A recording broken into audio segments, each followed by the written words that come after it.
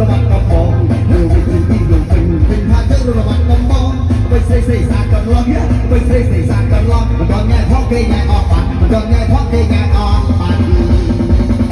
สวงเธอแค่สิบหินไปทำพัดที่กระบอกแอนแอนสวงเธอแค่สิบหินไปทำพัดที่กระบอกแอนแอนเฮ้ยเยี่ยมกระบอกรอแอนเฮ้ยเยี่ยมกระบอกรอแอนตัวเจ็ดแม่แท้ตัวหนึ่งสองสามตัวเจ็ดแม่แท้ตัวหนึ่งสองสามมันผู้เสียเขา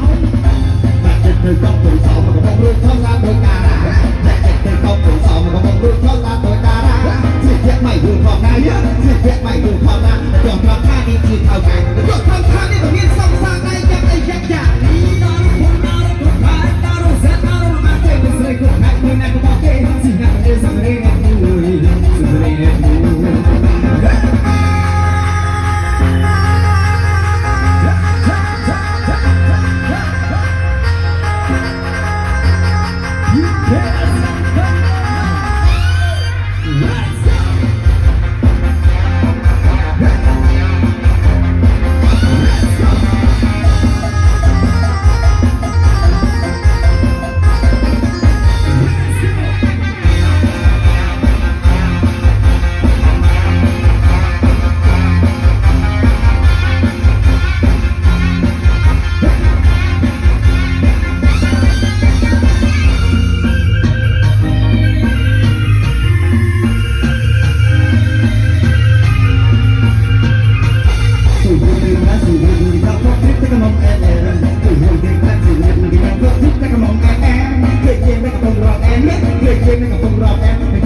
Gue